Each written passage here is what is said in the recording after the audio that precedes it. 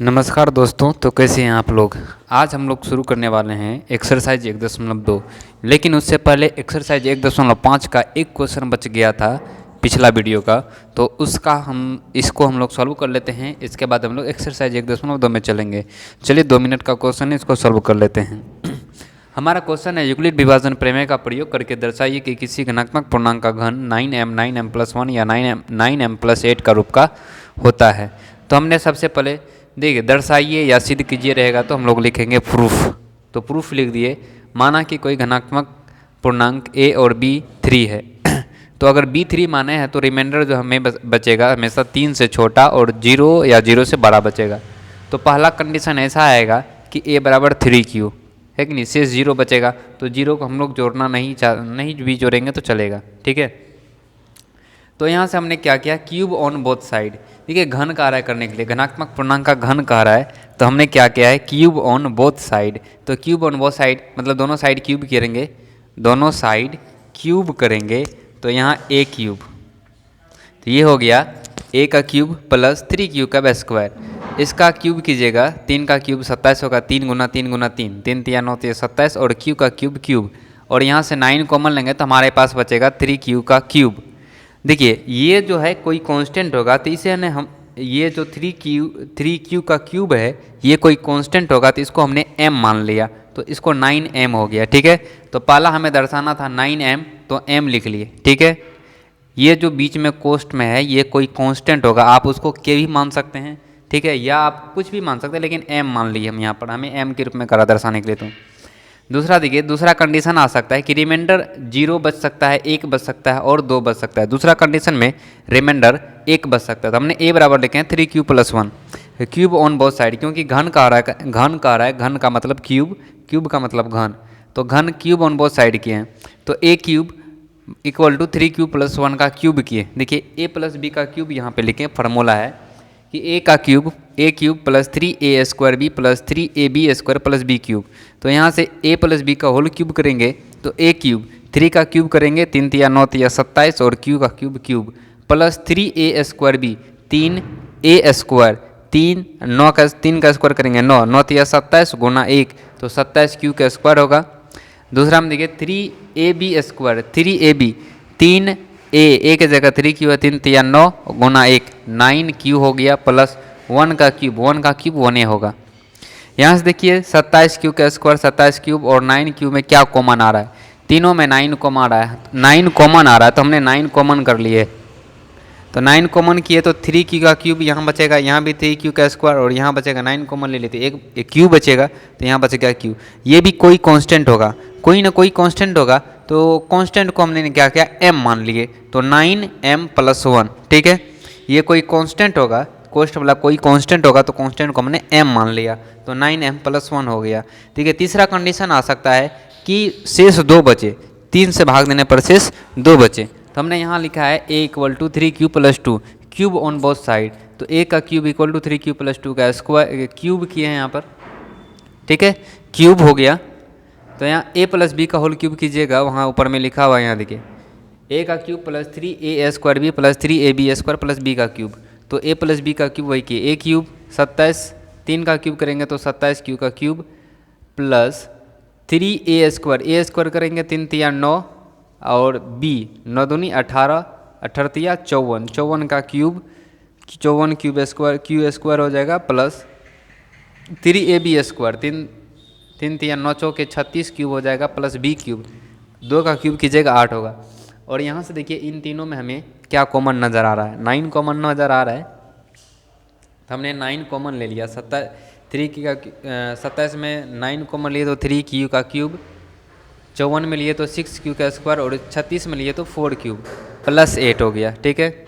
और यहाँ हो गया ये कोई कांस्टेंट होगा, ये जो कोष्ठ में हम बंद किए हैं ये कोई ना कोई कांस्टेंट आएगा, तो कांस्टेंट के रूप में आएगा, तो हमने इसे m ले लिए, तो 9m + 8 हो गया, ठीक है, 8 यहाँ बचा था, तो हम लिखे। फिर हमने प्रूफ हो गया कि 9 किसी का भी क्यूब करेंगे तो 9m आएगा, या 9m + 1 आएगा, या 9m + 8 आएगा। तो हमने लिखा अतः किसी भी धनात्मक पूर्णांक का घन क्यूब 9m + m या 9m + 8 का रूप का होगा, और यहाँ लिख दिए प्रूव्ड। आशा करते हैं ये समझे होंगे। चलिए हम लोग चलते हैं एक्सरसाइज 1.2 पे।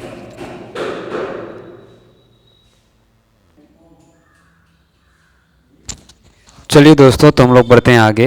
ये है हमारा अध्याय 1 का एग्जाम्पल नंबर 5।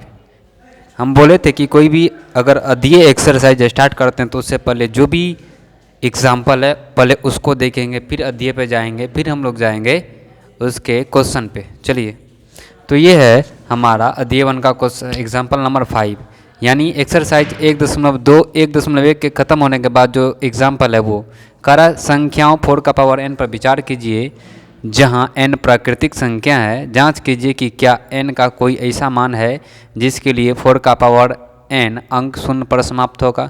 देखिए दोस्तों, हमने नोट लिखा है कि कोई भी संख्या अगर शून्य पर समाप्त होती है, कोई भी संख्या अगर शून्य पर समाप्त होती है तो वह 2 और 5 से विभाज्य होगी। अगर कोई भी संख्या के लास्ट में 0 है तो वह निश्चित रूप से 2 और 5 का विभाज्य होगा।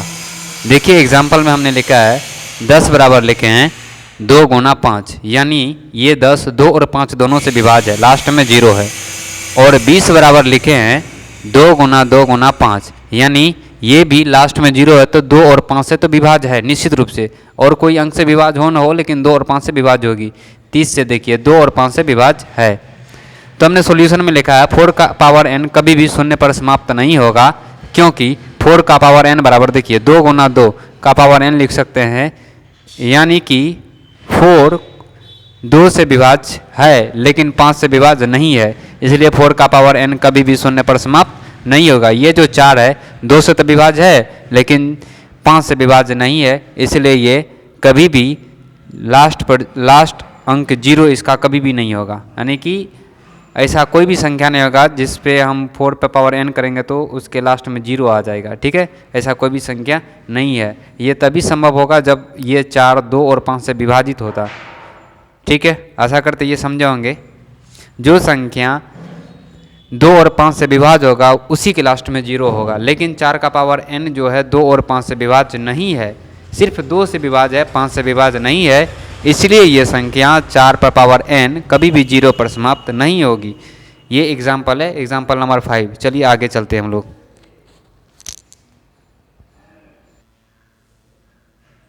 अब आगे हम लोग एग्जाम्पल नंबर 6 में कार्य संख्या 6 और 12 का आभाज्य गुणनखंड विधि द्वारा एलसीएम और एचसीएफ निकाले। आभाज्य गुणनखंड विधि द्वारा एलसीएम और एचसीएफ निकालना है हमें। तो देखिए हमने सबसे पहले 6 का आभाज्य गुणनखंड किए हैं। गुणनखंड ऐसे करते हैं, आप लोग जानते ही, जैसे 6 है तो 6 का गुणनखंड इस तरह से करेंगे, 2 से 3 बार में लगा, जानवे करते होंगे। तो 6 बराबर लिखे हैं 2 गुना 3, और 20 बराबर होता है 20 का गुणनखंड कीजिएगा 2 गुना 5 आएगा, है कि नहीं। एचसीएफ निकालना है, तो एचसीएफ हमने देखिए जो अंक दोनों में कॉमन रहेगा, जो गुणनखंड दोनों में कॉमन रहेगा, यहाँ 2 यहाँ भी 2, दोनों में 2 है इसलिए एचसीएफ 2 लिखे हैं। और कोई अंक दोनों में नहीं है, 3 इसमें है तो इसमें नहीं है, नीचे वाला में नहीं है, नीचे वाला में 2 है तो ऊपर में 2 नहीं है, मतलब एक ही 2 था ऊपर में, नीचे में 5 है तो ऊपर में 5 नहीं है। जो अंक दोनों में कॉमन है वही होगा एचसीएफ। देखिए 2 इसमें भी है, इसमें भी 2, इसलिए एचसीएफ 2 लिखे हैं। और कोई ऊपर नीचे सेम नहीं है इसलिए इसका एचसीएफ 2 होगा। ठीक है, और एलसीएम देखिए, और इसका जो एलसीएम होगा, एलसीएम बराबर हमने लिखे 6 बराबर लिखे 2 गुना 3, 20 बराबर 2 गुना 5। देखिए जो दोनों का कॉमन होगा उसको लिखना ही है, जो दोनों में कॉमन नहीं है उसको भी लिखना है। देखिए दोनों में 2 है तो 2 लिखे हैं, दोनों में 2 है तो 2 लिखें, ऊपर नीचे 2 है ना, हम घेर दिए इसलिए ताकि आपको सही सही दिखाई दे कि दोनों में 2 है, दोनों में 2 है तो 2 लिखे हैं। ऊपर से 3 3, यहाँ 2 2, यहाँ 5 5, यानी जो कॉमन है उसको लिखना है, जो कॉमन नहीं है उसको भी लिखना है। ऊपर नीचे 2 है तो 2 लिखे, ऊपर में 3 3, नीचे में 2 5, और इसको गुना किया तो 60। इस तरह से आभाज्य गुणनखंड विधि द्वारा 6 और 20 का हमने गुणनखंड निकाला है। ये जो है 1 या 2 नंबर का पूछता है मैट्रिक में हर एक बार। ठीक है, इसके बाद देखिए एग्जाम्पल नंबर 6, ये इस टाइप का भी क्वेश्चन हर बार बिहार बोर्ड में पूछा जाता है, 1 या 2 नंबर का। 2 नंबर का तो निश्चित रूप से पूछा जाता है। आभाज्य गुणनखंड विधि द्वारा 96 और 4 का एलसीएम और एचसीएफ निकाले। तो हमने 96 का गुणनखंड यहाँ देखिए कर लिए हैं, 2 सिक्की 48 में, 24 में, 2 12 6, 3 बार में लगा, तो इस तरह 2 गुना 2, ठीक है। और 4 से 4 किए तो 2 गुना 101 आया, यहाँ पे गुणनखंड किए हुए। एचसीएफ निकालना है हमें, तो जो अंक दोनों में कॉमन है, देखिए 96 में 2 है 104 में भी 2 है, यहाँ से 2 यहाँ से 2, ठीक है, 2 को यहाँ से 2 यहाँ से 2, यहाँ देखिए 1 2 2 को 2 से 1 2 निकला, 2 को 2 से 1 2 निकला, दोनों में है तो ठीक है। इसके बाद ऐसा कोई अंक नहीं है जो दोनों में है, तो हमने HCF हो गया 2 गुना 2 4 लिख दिए। और LCM देखिए, जो कॉमन है उसको तो लिखना ही है, जो कॉमन नहीं है उसको भी लिखना है। ये दोनों 2 से 1 2 बाहर यहाँ आया, ये दोनों 2 से 1 2 बाहर यहाँ आया। और ये देखिए ये 2 2 3 गो 2 है, 1 2 3 गो 2 दे दिए, 1 को 3 तो 1 को 3 और 1 को 101 एक तो 1 को 101 दे दिए। ठीक है, सभी को गुना किया तो 96 96 आया, ये हमारा LCM निकल गया। ठीक है, इसके बाद देखिए एग्जाम्पल नंबर 8 है हमारा, इसके बाद है एग्जाम्पल नंबर 8। यहाँ तक आशा करते हैं समझे होंगे आप। चलिए एग्जाम्पल नंबर 8 समझते हैं हम लोग। देखिए एग्जाम्पल नंबर 8 में जो हमारा है, एग्जाम्पल 8 में कह रहा है 6 72 और 120 का आभाज्य गुणनखंड विधि द्वारा HCF और LCM निकाले। सबसे पहले हमने 6 का किए गुणनखंड किए 2 गुना 6, 72 का किए 2 गुना 2 गुना 6 गुना 3 गुना 3 हुआ, और 120 का किए 2 गुना 2 गुना 3 गुना 5 गुना 3 गुना 5 हुआ। तो LCM निकालने के लिए जो दोनों में तीनों में कॉमन है उसको लिखे हैं। देखिए 2 इसमें भी है, इसमें भी है और इसमें भी है। तीनों में 2 था तो 1 2 को हम HCF के सामने में लिखें, 1 2। फिर देखिए इसमें भी 3 है, यहाँ पर भी 3 है, इसमें भी 3 है, तीनों में 3 था तो 1 और 3 लिखे यहाँ पर। ठीक है, जो तीनों में कॉमन है उसको हमने लेकर 6 हुआ इसका HCF, 6 हुआ इसका HCF। आशा करते समझे होंगे इसको। देखिए इसमें भी 2, तीनों में 2 है, तीनों में 3 भी है, इसलिए हमने घेर दिया है तीनों में 2। इसके बाद और कोई तीनों में नहीं है। देखिए 2 2 है, 2 2 ये दोनों में तो है लेकिन ऊपर वाला में नहीं है, इसलिए 2 2 3 3 से हमने 2 3 कॉमन लिए, 6 हुआ वहाँ हमारा HCF। LCM निकालिए। LCM निकालने के लिए हम लोग ने क्या किया, चलिए यहाँ ये हमने क्या किया, 6 समझ में आ गया किसे HCF हुआ। और LCM देखिए जो तीनों में कॉमन था वो लिखने, तीनों में 2 कॉमन है तो 2 लिखें, तीनों में 3 कॉमन है तो तीनों में 3 कॉमन लिखे। अब देखिए दोनों में कौन कौन कॉमन है, ऊपर 2 नीचे 2, 2 को 2 है, 2 को 2 से 1 को 2 लिखे हैं। फिर यहाँ भी 2 ऊपर नीचे 2, दोनों जगह 2 है तो 2 लिखे हैं। और देखिए यहाँ 3 दोनों में, अब जो कॉमन नहीं उसको भी लिखना है। 3 नहीं है और किसी में भी 3 लिख दिए, और 5 नहीं है 5 लिए, सबको मल्टीप्लाई किए 360 हो गया। ठीक है, सबसे मल्टीप्लाई किए 360 हुआ। आशा करते समझे होंगे। चलिए अब इसका थ्योरी कुछ और थ्योरी बचा उसको हम लोग उस पर चलते हैं। चलिए अब हमारे पास एक इम्पोर्टेंट फार्मूला है। इस फार्मूला से दोस्तों हर बार मैट्रिक में 5 से 6 नंबर क्वेश्चन पूछा जाता है। देखिए इंपॉर्टेंट फार्मूला है, 2 संख्या का गुणनफल बराबर होता है लॉसो गुना मौसो। 2 संख्या मतलब पहली संख्या कोई होगी, दूसरी संख्या, पहली संख्या गुना दूसरी संख्या जो होती है उसका लॉसो गुना मौसो होता है। ठीक है, इन्हीं दोनों का लॉसो गुना मौसो, ये बहुत ही इंपॉर्टेंट फार्मूला है, आप इसे याद कर लीजिएगा। आप इनसे 4-5 फार्मूला याद कर सकते। पहली संख्या गुना दूसरी संख्या बराबर लॉसो गुना मौसो। देखिए पहली संख्या पूछेगा तो आप लॉसो गुना मौसो बटे दूसरी संख्या कीजिएगा। फिर अगर दूसरी संख्या पूछ दिया तो लॉसो गुना मौसो बटे पहली संख्या कीजिएगा। लॉसो पूछ देगा तो दूसरी संख्या पहली संख्या गुना दूसरी संख्या बटे मौसो कीजिएगा। मौसो पूछ दे तो पहली संख्या गुना दूसरी संख्या बटे लॉसो कीजिएगा। जैसे देखिए क्वेश्चन दिए हैं, यदि 2 संख्या 6 और 20 का HCF 2 है तो LCM निकालें। तो हम लोग जानते हैं 2 संख्या गुणनफल बराबर होता है LCM गुना HCF। 2 संख्या कौन है, 6 गुना 20, तो पहली संख्या गुना दूसरी संख्या 6 गुना 20 बराबर क्या करेंगे LCM गुना HCF। तो देखिए लॉसो गुना मौसो, तो हमारे पास जो HCF है वो है 2 गुना LCM किए, तो LCM बराबर क्या होगा। देखिए इसके ये गुना में है इधर 2, इधर भेजेंगे बटे में क्या आएगा, भागा में आ जाएगा। तो हमने इसको LCM को इधर रखे इधर और 2 को इधर बटे में भेजे, तो बटे में भेजे 2 से ही 6 कटा 3 बार में और आ गया 60। तो इस तरह से क्वेश्चन पूछेगा आपको, इस तरह से आपको क्वेश्चन पूछ सकता है। तो LCM कितना निकल गया 60। नेक्स्ट क्वेश्चन देखिए, यदि A और मान लीजिए ये कोई संख्या A है, ठीक है, आपको इस तरह का क्वेश्चन बिहार बोर्ड में पूछ सकता है। यदि A और 404 का HCF 4 है, यदि A और 404 का HCF 4 है तो LCM 96 है, तो A का मान क्या होगा। ठीक है, A का मान क्या होगा। चलिए इस क्वेश्चन को सॉल्व करते हैं। चलिए यहाँ पर A और 404 का HCF 4 है और LCM 96 है, तो A का मान क्या होगा। तो हमने सॉल्यूशन में लिखा है, हम लोग जानते हैं कि ये A और 404 यानी पहली संख्या ये है, दूसरी संख्या ये है, और इसका HCF 4 है और LCM दोनों का जो है 96 है, तो A का मान ज्ञात करना है हमें। तो हमने सॉल्यूशन में लिखे, हम लोग जानते हैं फार्मूला पहली संख्या गुना दूसरी संख्या बराबर होता है लॉसो गुना मौसो। पहली संख्या A, दूसरी संख्या 404 है, तो लॉसो कितना है हमारा, HCF है 4 और मौसो है 4, लॉसो है 96। तो हमें निकालना A का मान, तो 404 को उधर भेजेंगे तो बटे में आएगा, 4 से इसको काटा 101 बार में, और 96 96 कटा 96 92, यानी ए का मान जो हमारा आएगा 96। दोस्तों इस टाइप का ये बहुत ही इंपॉर्टेंट MBBI क्वेश्चन में आप लिख सकते हैं, और ये इस टाइप का बोर्ड में क्वेश्चन आ सकता है, निश्चित रूप से गारंटी के साथ कर रहे हैं। ठीक है, चलिए